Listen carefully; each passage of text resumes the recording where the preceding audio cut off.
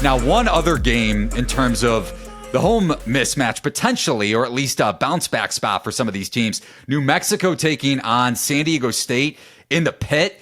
San Diego State surviving against San Jose State on Tuesday or Wednesday, and New Mexico fell at UNLV, now 1-2 in conference play. And similar to A&M, at least when I look at this game on the surface, New Mexico could have an offensive rebounding advantage, but they have to pound the glass with Nally Jr. Joseph, who is a really good transfer from Iona. And then you brought this up earlier with cuts and off-ball action. I forget which team, but I think the Aztecs can be had in that regard too, especially with New Mexico getting a little healthier with Mashburn back. So what do you expect from San Diego State and New Mexico?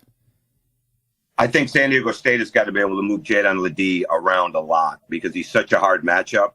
And Richard's a very good coach. Richard will have a very good scheme if they put him in the spots that you can get the help to, and that they're going to have to move him.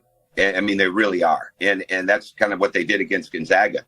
The thing with New Mexico, I'll go back to the shot selection. They've got quick guards. They've got good guards. Okay. You want to run on San Diego State.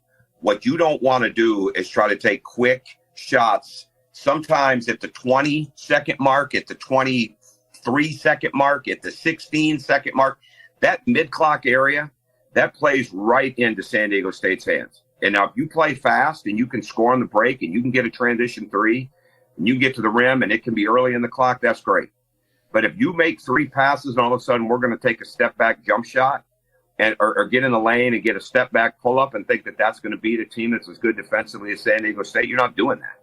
You're not doing that. And I think when they have not played as well, they've had I'm not Richard, so I don't know how he views the film, but I view it as there's been too many quick shots that they could have got a better one. And I don't mean get down to the shot clock and try to win the game 55-53. I don't mean that at all. That's not the style of play I'm talking about. But they've got to get better shots. If those three early on, those guards were really playing well together. And that's what has to keep happening. They have got to be complements of each other. And there's been times I've watched and I haven't seen that, right? And that's how you win a game like that. Because San Diego State, for the most part, you're going to have to beat them. You know, that's one of the things that Brian Dutcher's team, you know, do you beat a team? Did you lose to a team? You have to beat San Diego State. Because more often than not, they're not just going to give you the game because they took bad shots, because they had a bunch of live ball turnovers, or they weren't ready to be physical and tough and get on that glass. And that's key. So that type of mentality, starting with those guards and then defensively, can they figure out ways to keep Ledee from getting to his strengths? And can Brian Dutcher have enough different ways to get Ledee to his strengths? Those will be the keys.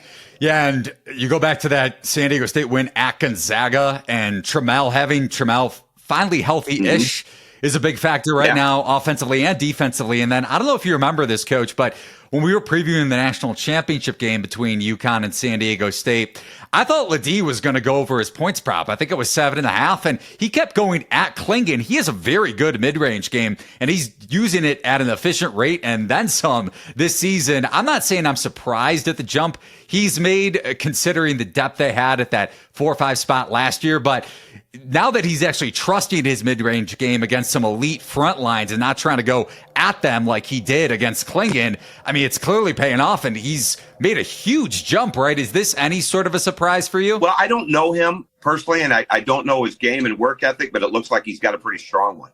So, no, he's got a great body. He's quick. He's tough.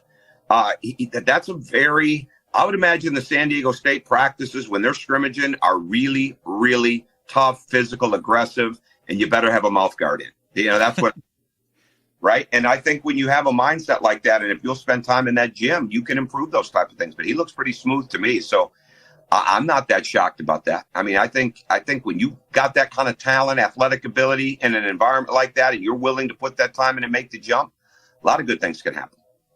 Yeah, and San Diego State knocked off New Mexico at the pit last year, so it'll be interesting to see. For a New Mexico team that was up for much of that game, very similar roster construction, despite adding Nally Jr. Joseph and a couple other pieces, at least with that backcourt. Very interested to see if they can finally. That league is so good. I mean, Isaiah Stevens, I said this on the air last night during the Wooden list breakdown. Isaiah Stevens reminds me of a young man I had at Indiana, Yogi Ferrell.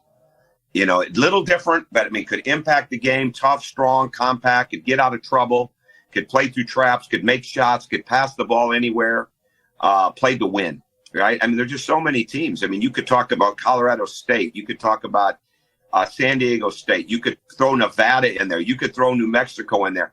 To have 2 or 3 teams be in the Sweet 16, I don't think people that follow basketball for a living would be shocked about that at all.